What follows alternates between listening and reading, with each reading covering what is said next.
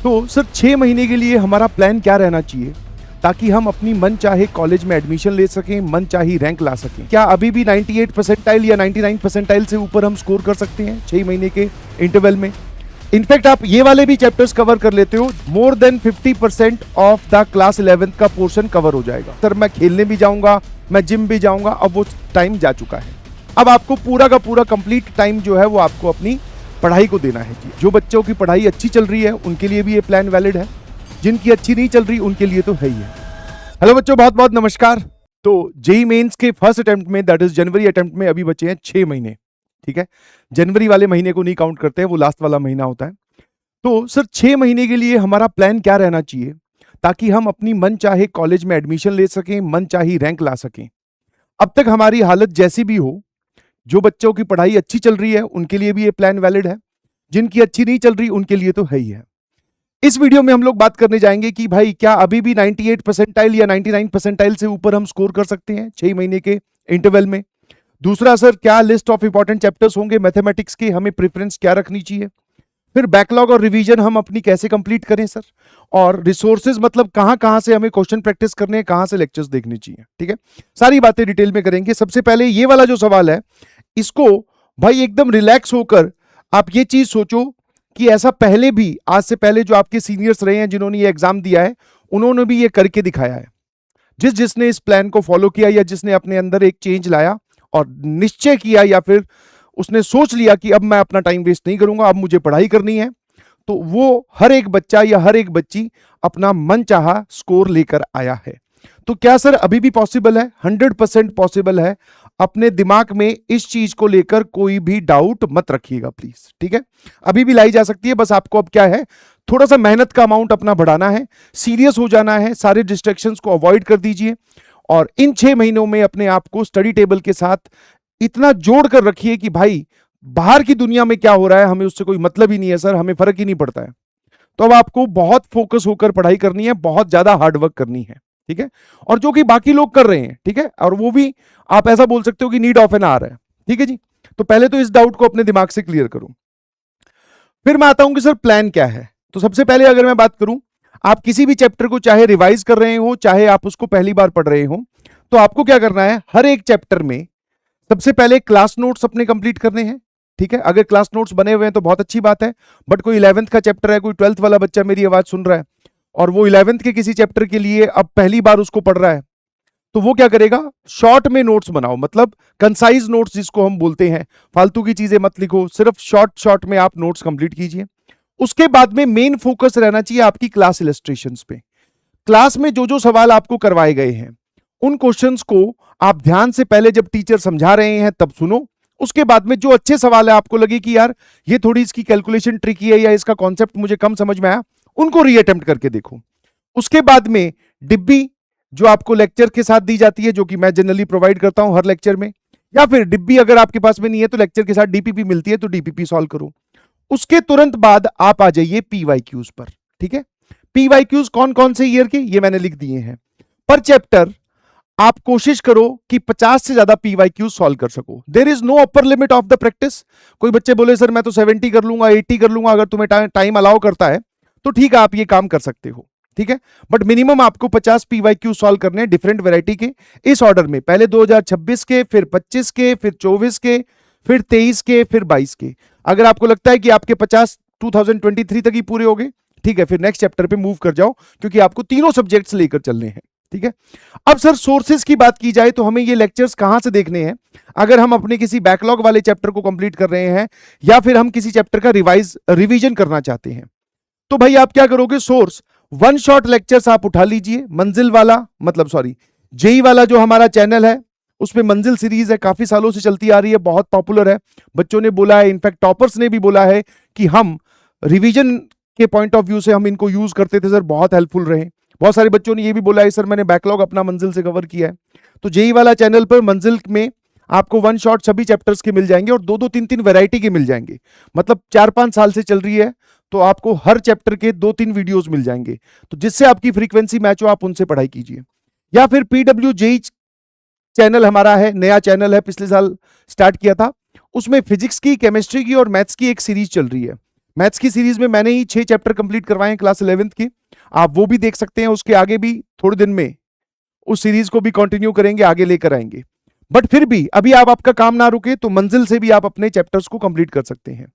उसके बाद में वन शॉट से आपने लेक्चर देख लिया, उसके क्वेश्चन सॉल्व कर लिए, फिर आप पीवाईक्यूज पे चले गए, उसके साथ आपको बैच के अंदर डीपीपी मिली होगी, डीपीपी सॉल्व करो, अपने छोटे छोटे कंसाइज नोट्स बनाओ, शॉर्ट नोट्स बनाओ, ठीक है, डायरेक्टली। उसके बाद में क्या होगा, जब ये चैप्टर आपके बैच में पढ़ाया गया होगा तो पक्का सर उस चैप्टर में, क्योंकि यहां पर तो चैप्टर वन शॉट में कवर हो रहा है, तो पक्का जब बैच में पढ़ाया गया होता उसमें सर बहुत सारे क्वेश्चंस टीचर ने करवाए होंगे।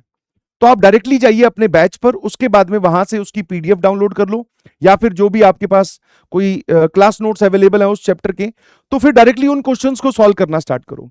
जो क्वेश्चंस आपको डायरेक्टली फर्स्ट अटेम्प्ट में सॉल्व हो जाए बहुत अच्छी बात है, जो नहीं सॉल्व हो उनको घबराना नहीं है, उनका सॉल्यूशन देखो, उसमें क्या ट्रिक लग रही है, क्या उसमें कॉन्सेप्ट लग रहा है, क्या फॉर्मूला लग रहा है, क्या कैलकुलेशन है, सारी चीजें देखते हुए उसको ध्यान रखो, फिर आगे मूव करते जाओ। अभी आपको ये नहीं सोचना है कि मेरे से क्वेश्चन सॉल्व नहीं हो रहे हैं। जो नहीं सॉल्व हो उसका सॉल्यूशन देखकर उसको ध्यान रखिए, जो सॉल्व हो जा रहे हैं वेरी गुड, यही हमें चाहिए था और क्या है। तो सोर्सेज मैंने आपको बता दिए हैं। और अगर कोई बच्चा बोले कि सर मैं अपना बैकलॉग या रिवीजन जो है मैं अपने बैच से कंप्लीट करना चाहता हूं, तो आप लेक्चर्स को 1.5x की स्पीड पर भी देख सकते हो। बट वहां पर क्या होता है कि एक लेक्चर को हमने डिटेल में पढ़ा होता है, तो एक लेक्चर के 6-7 वीडियोस होते हैं। जनरली बच्चे रिवीजन या बैकलॉग के वक्त उसको नहीं प्रीफर करते, वो आपको चैप्टर के दौरान देखने चाहिए थे। बट फिर भी दोनों ऑप्शंस हैं आपके पास। मेन है कि आपको टाइम कितना अलाउ कर रहा है, तो ये भी ठीक है, और आप बैचेस से भी कवर कर सकते हो। बट अगर आप बैचेस से नहीं कवर कर रहे हो तो अपने बैचेस की पीडीएफ डाउनलोड करके उसमें जो क्लास में क्वेश्चंस करवाए हैं वो जरूर आपको सॉल्व करने हैं। तो ये तो आपकी तरीका हो गया कि सर हम बैकलॉग या रिवीजन किसी भी चैप्टर का कैसे करें। जब आप रिवाइज कर रहे हो तो ऑब्वियसली नोट्स बने हुए हैं तो दोबारा बनाने की जरूरत नहीं है, सिर्फ क्लास इलस्ट्रेशन दोबारा करके देखो और पीवाईक्यूज अटेम्प्ट कीजिए, ठीक है। फिर मैं बात करता हूं लिस्ट ऑफ इंपॉर्टेंट चैप्टर्स की, कि सर कौन कौन से चैप्टर्स 11th के सबसे इंपॉर्टेंट है। तो 11th के सारे चैप्टर्स मैंने यहां पर लिख दिए हैं, और जिसके आगे जितने स्टार लगे हुए हैं वो उतना ही इंपॉर्टेंट चैप्टर है। अब बेसिक मैथमेटिक्स सबसे ऊपर क्यों रखा है, बिकॉज ऑब्वियसली सर कोई भी बच्चा बेसिक मैथमेटिक्स आपको आनी जरूरी है, इनइक्वालिटी सॉल्व करनी आनी जरूरी है, क्योंकि वो इन सभी में लगभग सभी चैप्टर्स में यूज होती है। तो सबसे पहले इसको कवर करो। फिर sequence and series is the most powerful chapter, इससे हर साल 2 सवाल आते हैं मेंस में, एडवांस में भी क्वेश्चंस आते हैं। फिर परम्यूटेशन कॉम्बिनेशन, फिर binomial theorem, complex numbers, stats, ठीक है। फिर कोऑर्डिनेट ज्योमेट्री में कहने को तो 5 चैप्टर्स है, बस स्ट्रेट लाइन और सर्कल से मैक्सिमम क्वेश्चन पूछते हैं मेंस वाले, तो इसको ध्यान रखो। उसके बाद में क्वाड्रेटिक इक्वेशन यूज भी होता है और इस पे कई बार डायरेक्ट क्वेश्चन भी आ जाता है। और फिर ट्रिग्नोमेट्रिक रेशियोज और आइडेंटिटी और इक्वेशन बोलने को तो सिलेबस से हट चुका है, बट उससे भी मेंस में हर साल एक सवाल आपको देखने को मिलता है।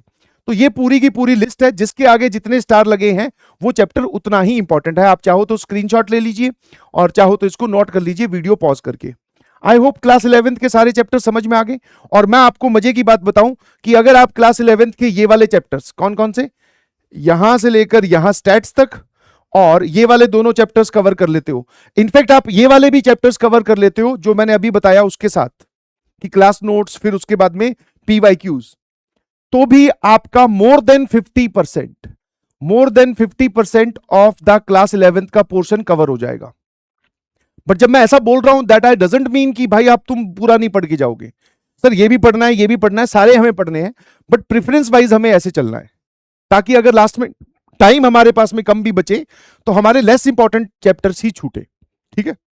उसके बाद में अगर मैं बात करूं क्लास 12th की, तो क्लास 12th के चैप्टर्स ये हैं। क्लास 12th में आप डायरेक्टली ये बोल सकते हो कि यहां का क्लास 12th का हर एक चैप्टर ज्यादा इंपॉर्टेंट है, ठीक है। तो जो भी बच्चे अभी क्लास 12th में हैं उनका जो ऑनगोइंग अभी सिलेबस है, आप हर चैप्टर पे बहुत अच्छे से कमांड कीजिए, बहुत अच्छे से ग्रिप रखिए, उसको पैरेलल में इतना अच्छा तैयार कीजिए कि आपका वो चैप्टर खराब ना हो, ठीक है।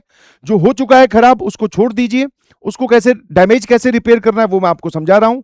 बट क्लास 12th में चाहे फिजिक्स में, चाहे केमिस्ट्री में, चाहे मैथ्स में, जो भी पोर्शन आपको चल रहा है उस पर आपको मेन फोकस रखना है, क्योंकि तीनों ही सब्जेक्ट्स में मेंस बोल दो या एडवांस बोल दो, क्लास 12th का पोर्शन ज्यादा रहता है, ठीक है।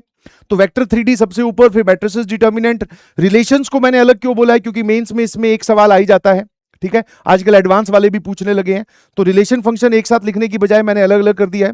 इंटीग्रल कैलकुलस, इसमें ये सारे चैप्टर्स है जिसमें डेफिनेट, एरिया और डिफरेंशियल इक्वेशन काफी इंपॉर्टेंट है। फिर प्रोबेबिलिटी हो गया, डिफरेंशियल कैलकुलस में limit, continuity, differentiability, MoD, AOD, और इनवर्स ट्रिग्नोमेट्रिक फंक्शन। अगेन जिस चैप्टर के आगे जितने स्टार लगे हुए हैं वो इतना ही इंपॉर्टेंट है, ठीक है। तो इनमें से आपके जो जो चैप्टर्स हो चुके हैं, जो क्लास 12th वाले बच्चे मुझे सुन रहे हैं, उनकी रिवीजन करके उनको पैक करके रख दीजिए। पैक करके रख दीजिए का मतलब है कि उसको आप डन कर दो कि भाई हाँ ये मेरा पूरा कंप्लीट हो गया है, इसके नोट्स भी मेरे पास में है, इसके मैंने क्लास एग्जांपल्स भी वापस रीडू कर लिए या रीअटेम्प्ट कर लिए, और इसके मैंने पीवाईक्यूज भी कर लिए। उनको साइड में लगाओ, आगे धीरे धीरे जो चैप्टर्स कवर होते जाएंगे उनको आपको बिल्कुल ढीला नहीं छोड़ना है, ठीक है। तो मैंने आपको दोनों क्लास 11th और क्लास 12th दोनों के प्रायोरिटी लिस्ट दे दी है, स्टार लगाकर भी बताया है और किस ऑर्डर में आपको कंप्लीट करनी चाहिए वो भी बताया है। उसके बाद में अगर मैं बात करूं तो आपको क्या करना है, अब आते हैं सर और हम किस चीज पे ध्यान दे सकते हैं। तो मैंने कहा देख भाई, अब सबसे पहले तो तूने ये ठान ही लिया है कि मुझे अब अपने आप में एक इंप्रूवमेंट चाहिए और मुझे बहुत अच्छी रैंक लेकर आनी है, तो अब तेरे स्टडी आवर्स होने चाहिए 9 से लेकर 12 घंटे। यस, अब वो समय चला गया है कि जहां पर आप बोलो कि सर मैं खेलने भी जाऊंगा, मैं जिम भी जाऊंगा, अब वो टाइम जा चुका है। अब आपको पूरा का पूरा कंप्लीट टाइम जो है वो आपको अपनी पढ़ाई को देना है जी। अभी सीरियस होना आपके लिए बहुत ज्यादा जरूरी है। तो 9 से लेकर 12 घंटे आप कोशिश करो per day apart from classes आप पढ़ पाओ, ठीक है। इसको अचीव करने की कोशिश करनी है, ठीक है। 9 नहीं हो रहे, 8 हो रहे हैं, ठीक है, उसको कोशिश करो, कहां पे टाइम वेस्ट हो रहा है उसको और इंप्रूव करने की कोशिश करो। 6 से 7 घंटे की आप स्लीप ले सकते हो, बिकॉज ऐसी जब भी वीडियो बनती है तो बच्चे जनरली कमेंट करते हैं कि सर सोएं कितनी देर। तो सोने का मतलब ये नहीं है कि भाई आप 4 घंटे या 3 घंटे ही सोकर काम चला रहे हो, उससे आपका दिमाग इतना फ्रेश नहीं रहेगा, आपकी एफिशिएंसी उतनी बढ़िया नहीं आएगी। तो 6 से लेकर 7 घंटे की आप एक नींद ले सकते हैं बहुत बढ़िया से, आराम से, ताकि आपको एफिशिएंटली वर्क भी करना है। आपका जैसा कि मैंने बोला मेन फोकस रहना चाहिए अभी क्लास 12th के ऑनगोइंग टॉपिक्स पर, और साथ साथ में आप पुराना अपना क्लास 11th का पार्ट जो है वो रिवाइज करेंगे। अब सर बैकलॉग और रिवीजन हमें कैसे करना है, तो मैंने कहा देख 6 जुलाई से लेकर 25 अक्टूबर तक भी 2-2 वीक के, अगर ये एक वीक का स्लॉट नहीं है, 2-2 week, 2 week 2 week 2 week 2 week 2 week 2 week 2 week 2 week 1 2 3 4 5 6 7 8 slot तो हमारे पास में 2-2 वीक के हैं। अगर हम ये सोचें कि भाई मैथ्स का एक कोई चैप्टर क्लास 11th का या क्लास 12th का मैं इन 2 वीक्स में निपटाऊंगा, क्योंकि सर आपने जो टास्क बताया वो एक दिन में करने वाला नहीं है, हमारी ऑनगोइंग क्लासेस भी है। मैंने कहा तेरी बात से एकदम सहमत हूं भाई, तो तुझे एक चैप्टर को कंप्लीट करने के लिए 2 हफ्ते दिए हैं, जिसमें तू नोट्स भी बनाएगा, क्लास इलस्ट्रेशंस भी करेगा, डीपीपी भी करेगा, पीवाईक्यूज भी करेगा, है ना। ये सारे काम करने के लिए तुझे एक चैप्टर के लिए, मैथमेटिक्स के लिए 2 वीक दिए। तो सोच तू कितने चैप्टर्स कंप्लीट कर सकता है, 1 2 3 4 5 6 7 8 चैप्टर कंप्लीट कर सकते हो। और सर आप तो अक्टूबर में रुक गए, उसके बाद में नवंबर, दिसंबर और आधी जनवरी भी है। तो मैं आपको सिर्फ यहां से 2-2 वीक का शेड्यूल दिखाकर यह बताना चाह रहा हूं कि भाई अभी टाइम है और बहुत आसानी से इसको अचीव किया जा सकता है। इसके आगे आप टारगेट लिखो कि आपको मैथ्स का कौन सा चैप्टर कंप्लीट करना है। अब सर अकेला मैथ्स तो पढ़ नहीं रहे हैं, तो इसीलिए तो मैंने बोला 2 वीक, साथ में आप फिजिक्स का भी रखो, साथ में आप केमिस्ट्री का भी रखो। 2 वीक में आपको 3 चैप्टर्स कंप्लीट करने हैं, एक फिजिक्स का, एक केमिस्ट्री का, एक मैथ्स का। अब फिजिक्स और केमिस्ट्री में क्या प्रायोरिटी ऑर्डर होगा वो मैं नहीं बता सकता, उसको आपको फिजिक्स और केमिस्ट्री वाले टीचर्स बताएंगे, बट मैथ्स में क्या प्रायोरिटी ऑर्डर होना चाहिए वो मैंने आपको बता दिया है, ठीक है। तो इनके आगे आप अपने ये पूरा एक पेज पे लिखो, इनके आगे कौन सा चैप्टर आपको कंप्लीट करना है मैथ्स का, let's say sequence and series, उसके क्या क्या काम करने हैं वो ब्लॉक बनाओ, जो जो काम होते जाए टिक करते जाओ। समझ गए कि नहीं समझे। तो ये आपका 25 अक्टूबर तक का प्लान है, और एक बार आप इस प्लान पे चलते गए 2-2 वीक के हिसाब से, उसके बाद में आप समझ जाएंगे कि नवंबर, दिसंबर और जनवरी भी हमें कैसे यूज करना है। I hope this is clear to everyone. और साथ में जो हमारा on going parallel class 12th का टॉपिक है या क्लास 12th का पोर्शन है, उसको नहीं हैम्पर होने देना है, उसका कोई भी चैप्टर अब हमारा कमजोर नहीं जाना चाहिए, ठीक है भाई। उसके बाद में लास्ट में कुछ बातें अगर मैं करूं तो नेचर ऑफ द मैथमेटिक्स की बात की जाए, जो मेंस में आता है उस प्रकार का नेचर, वो ये है कि भाई मैथ्स जो है वो जनरली एक तो लेंथी आती है और एक डिफिकल्ट आती है, या तो डिफिकल्ट होगी या फिर लेंथी आएगी, कैलकुलेटिव क्वेश्चंस होंगे, तो आपको उसी हिसाब से प्रैक्टिस करनी भी है, ठीक है। उसके बाद में अगर आप मैथ्स की बात करो तो मैथ्स में अगर आप 50 या 60 से ज्यादा नंबर ले आते हो तो आपकी 99 परसेंटाइल बन जाएगी, ठीक है। 50 नंबर से भी ज्यादा ले आते हो, ऐसा जनरली देखा गया है, क्योंकि मैथ्स का पेपर डिफिकल्ट आता है, तो 50 नंबर से भी ज्यादा अगर आपने स्कोर कर लिया तो आपकी 99 परसेंटाइल मैथ्स में बन जाएगी। और फिजिक्स, केमिस्ट्री, मैथ्स के हिसाब से रिलेटिवली इजी आते हैं, तो वहां पर भी आप स्कोर कर सकते हो, यहां पर भी आप स्कोर कर सकते हो। मतलब मैं आपको 50% और 60% मार्क्स स्कोर करने के लिए बोल रहा हूं। उसके बाद में अगर आप ओवरऑल स्कोर की बात करो कि सर हमें ओवरऑल स्कोर कितना टारगेट करना चाहिए, तो मैंने कहा कोशिश करो 200 के नजदीक रहने की। क्योंकि ऐसा देखा गया है कि जिन बच्चों के 180 प्लस 185 प्लस 190 प्लस नंबर्स आते हैं उनकी 99 परसेंटाइल से ऊपर होती है। तो आप कोशिश करो इस रेंज में रहने की, फिर धीरे धीरे स्कोर तो सर ऑब्वियसली इंप्रूव हमें करना ही है। क्लास 12th वाले जो स्टूडेंट्स मुझे सुन रहे हैं, आपका जो सिलेबस है वो कंप्लीट हो जाएगा नवंबर के मिड में। उसके बाद में आपकी क्लास 11th की रिवीजन चालू होगी, उसके बाद में आप जनवरी का फर्स्ट अटेम्प्ट देंगे और फिर आप मेन फोकस अपना बोर्ड्स पे ले जाएंगे। क्योंकि अभी अभी एक डिस्कशन सुनने में आ रहा है, कुछ दिन से आर्टिकल्स मैं भी देख रहा हूं ऑनलाइन, कि एनटीए जो इस बार सोच रहा है कि बोर्ड्स के जो मार्क्स हैं उनको भी जेई में इंक्लूड किया जाए, मतलब उनका भी कुछ वेटेज रखा जाए। मैं ये नहीं बोल रहा हूं कि ये कोई ऑफिशियल अनाउंसमेंट है, बट ये चीजें अंडर डिस्कशन है। Hindustan Times, Times of India, इन सब के आर्टिकल्स में देख रहा था। तो अभी ये डिस्कशन के अंडर है। अगर मान लो ये एप्लीकेबल हो जाता है, डरा नहीं रहा हूं भाई, बोर्ड्स में तो हमें वैसे भी अच्छे नंबर लेके आने हैं, 75% तो मिनिमम लाने ही लाने हैं। तो अगर ये एप्लीकेबल हो जाता है तो हमें बोर्ड्स को भी ध्यान में रखना है सर। तो सर बोर्ड्स का क्या करें इस पूरे प्लान में? बोर्ड्स का तो कहीं पे है ही नहीं। मैंने कहा क्लास 12th के अगर तू लेक्चर्स ध्यान से फॉलो करता है जेई के लिए भी, तो तेरा बोर्ड वाला पार्ट भी पैरेलल में कंप्लीट हो जाएगा। सारे टीचर्स क्लास में ये जरूर बताते हैं कि भाई ये बोर्ड्स में पूछा जाता है, बोर्ड्स में आपको इसको ऐसे लिख कर आना है। और मैथ्स के पॉइंट ऑफ व्यू से तो बोर्ड बहुत ही आसान है। आपने अगर मैथ्स की तैयारी कर ली जेई के पॉइंट ऑफ व्यू से, तो बोर्ड्स आपका अपने आप हो जाएगा। बस आपको क्या करना है, पिछले 10 सालों के पीवाईक्यूज डाउनलोड कर लो हर चैप्टर के, और देखो कि उसको उसका सॉल्यूशन के साथ डाउनलोड कर लो, कि ये देखो कि उसको कैसे सॉल्व करके दिखाया है। हमें भी इस सवाल का जवाब निकालना आता है, बट हमें लिखकर क्या दिखाना है, तो वो आपको टॉपर्स की नोटबुक जो है वो सीबीएसई जारी करती है, या फिर बहुत सारे पीवाईक्यूज होंगे बोर्ड्स के जो विद सॉल्यूशन अपलोड करे जाते हैं नेट पे, तो आप वहां से भी ये वाला काम कर सकते हैं। ठीक है, तो वो कोई बड़ी बात मुझे नहीं लगती। अगर आपने प्रोवाइडेड, इसमें एक कंडीशन है बड़ी बात के साथ, कि आपने जेई का सिलेबस बहुत अच्छे से फॉलो किया, अपनी क्लासेस में आप एब्सेंट नहीं है, आप जेई की पढ़ाई बहुत अच्छे से कर रहे हो। ठीक है, और जो ड्रॉपर स्टूडेंट है भाई, मिड जनवरी में आपका सिलेबस कंप्लीट होगा, फिर रिवीजन का तो टाइम आपको हल्का फुल्का मिलेगा। आपने फटाफट अपने जो पढ़ा है उसी को एक बार रिवाइज कर लिया, उसके बाद में आप जनवरी अटेम्प्ट दोगे, फिर उसके बाद में आपकी रिवीजन और इंप्रूवमेंट वाला काम होगा। कि आपको देखा कि भाई हमने जस्ट सिलेबस कंप्लीट हुआ ही था, इतने में हमारा जनवरी अटेम्प्ट आ गया, तो उतने सर हम तैयार नहीं थे, कोई बात नहीं। जब जनवरी अटेम्प्ट खत्म हो जाएगा तो ये वाला जो सेक्शन है ये बोर्ड्स की तरफ मुड़ जाएगा मेजरली। ठीक है, तो अब ऐसा बोला जाता है, और ये बात कहीं ना कहीं सत्य भी है, कि क्लास 12th वाले जो बच्चे हैं वो जनवरी अटेम्प्ट में अच्छा स्कोर करते हैं, उसके बाद में वो बोर्ड्स देने चले जाते हैं। और जो ड्रॉपर स्टूडेंट्स होते हैं वो जनवरी अटेम्प्ट में इतना अच्छा स्कोर नहीं कर पाते, कारण क्योंकि उनका सिलेबस खत्म जस्ट हुआ ही होता है, अच्छे से रिवीजन नहीं हुई। तो फिर वो जनवरी अटेम्प्ट देने के बाद में रिवीजन और इंप्रूवमेंट कर कर उसके बाद में वो अप्रैल अटेम्प्ट में फोड़ते हैं। तो आपके पास में भी वैसे आपको हर अटेम्प्ट में पूरी जान लगानी है, चाहे क्लास 12th के हैं चाहे आप ड्रॉपर हैं, आप पूरी अपनी प्रिपरेशन करके जाओगे जितना आपके बस में है।